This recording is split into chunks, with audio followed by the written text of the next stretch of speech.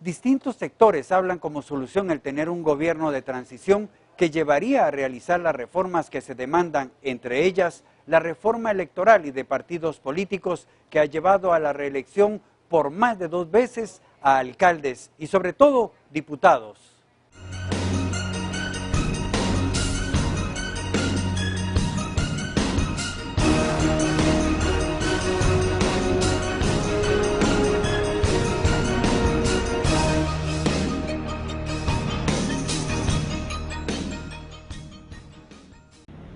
Las reformas a la ley electoral y de partidos políticos es una de las demandas fundamentales que se abren paso actualmente, ante una crisis que es inminente que los cambios se realicen. La actual ley electoral facilita que se sostengan los mismos políticos. En parte por el tema del financiamiento, ¿no?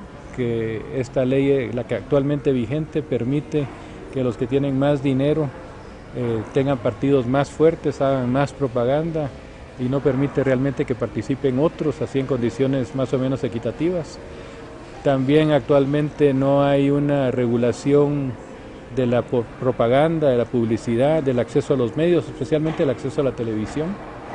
Entonces ahí creo que hay temas que ameritarían discusión como para ir facilitando la expresión de nuevas fuerzas políticas, ¿no? Hay propuestas como anular las elecciones o posponerlas mientras se idea un mecanismo que le asegure al pueblo que no van a ser los mismos. Por ahí creo que va lo sensato.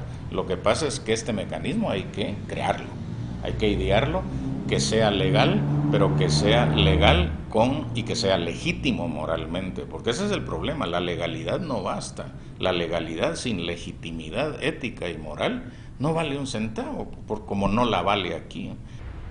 Yo creo que es parte de las discusiones que se están teniendo. A mí obviamente no me gusta que se rompiera el orden constitucional, porque uno sabe por dónde empieza y nunca sabe por dónde termina, y menos con una legislatura de ese sentido, y menos si un ejército y un sector privado que igualmente están siendo señalados de corrupción son los que vayan a tener el control poblacional. Exigir que el Tribunal Supremo Electoral haga valer las leyes podría ser una de las salidas, como lo plantea Helen Mack. Tenemos que exigir es que el Tribunal Supremo Electoral cumpla con la ley. El artículo constitucional 113 habla de las capacidades y las obligaciones que tiene un funcionario público, y en esto son los diputados, que tiene que tener capacidad, idoneidad y honestidad.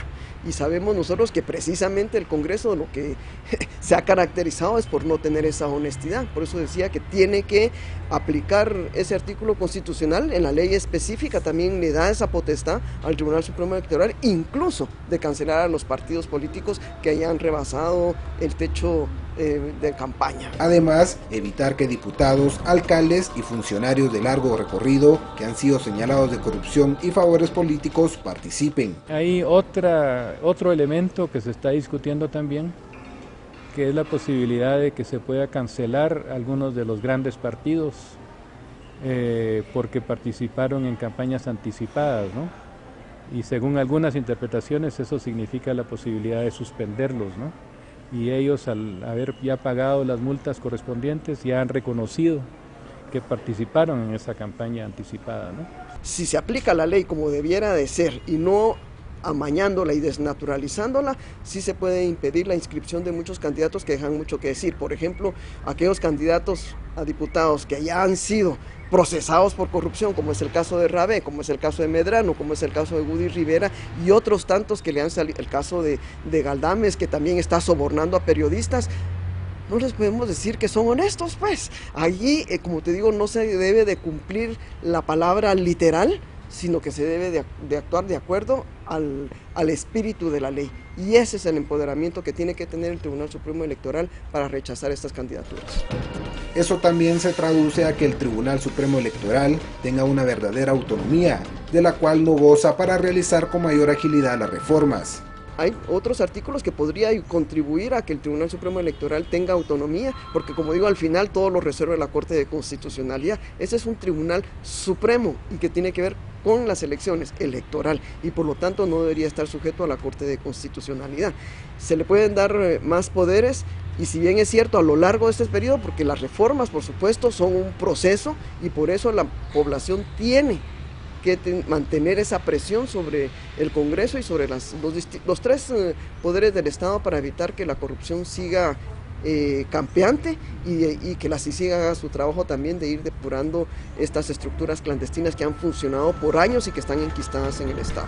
De grupos que se eternizan ahí, y ahí están a la espera nada más de que haya elecciones para poder llegar de nuevo, para continuar su negocio. No han entendido que es muy posible que no lo logren, pero hasta el momento siguen. O sea, no es una sola corrupción, es un conjunto de corrupciones que nada más se disputan quién va a robar más. Y una variable no nueva, pero muy operante ahora, es el crimen organizado y el narcotráfico, ¿no? Que han copado prácticamente, ahora sí, a través de los militares, el gobierno del país. Nuevas fuerzas políticas no son visibles por ahora, y las actuales carecen de una militancia voluntaria que convoque a una participación donde se refleje a quienes manifiestan hoy en las calles. La gran mayoría de los políticos no son una expresión satisfactoria y resulta de alguna forma complicado el plazo entre el momento actual y las elecciones lograr visibilizar nuevos rostros. Hay otro tema que es complicado, que tiene que ver con el plazo entre el momento actual y las elecciones, porque no da tiempo también como para... se dan algunas razones jurídicas, otras políticas, ¿no? No da tiempo como para que puedan expresarse en condiciones menos desfavorables estas nuevas organizaciones, llamémosle así, políticas, ¿no? En las elecciones que son en septiembre. Y ahí lo que se está discutiendo es la posibilidad de postergar esas elecciones, se está discutiendo hasta dónde se podría postergar. Hay quienes dicen que el 14 de enero del 2016 sería el límite, ¿no? Porque aparentemente así lo establece la Constitución. Hay cierta discusión, no hay un consenso total. Entonces esos son algunos de los temas que yo creo que un gobierno de transición permitiría discutir de una manera un poco más fresca y más abierta, ¿no? A la vez, es un escenario que de no realizarse cambios iniciales a la estructura, serán los mismos los que intentarán satisfacer demandas que no han logrado hacer por años. Que la tendencia popular es que no las haya, ¿no? Que la lógica popular indica que si los cambios van a venir de los mismos que conforman el sistema se va a preservar. Las dudas sobre cuándo se tendrían que hacer los cambios es el impasse que se mantiene actualmente. Una buena parte de los abogados dicen que sería hasta dentro de 4 años, ¿no? Yo creo que eso es algo que hay que discutir. Al final, si estamos en una situación casi que de emergencia, con posibilidades además de cambiar hacia un sistema político mucho más abierto, democrático, creo que hay que discutirlo con bastante profundidad, ¿no? Y el otro tema es el que mencionaba en relación a los tiempos, ¿no? Que sí está demasiado corto esto de septiembre para tener un nuevo esquema de participación política. Los argumentos legalistas de los abogados constitucionalistas se les están cayendo porque la masa ya no se traga, digamos, las reformas legalistas. Esto me parece a mí lo más interesante del movimiento, además de su espontaneidad, de la indignación que ya era hora que ocurriera, etcétera, es este crecimiento sorprendente de la conciencia crítica si la vemos de una manifestación a la otra. Cancelar la participación de varios aspirantes a cargos públicos e incluso de grandes partidos políticos son parte de ese abanico de consignas. La continuidad de las manifestaciones ha representado una evolución de madurez, la conciencia crítica y la inmediata respuesta ante los cambios que no son vistos con buenos ojos han mantenido en jaque a un gobierno que de un día a otro las cosas cambiaron para ellos.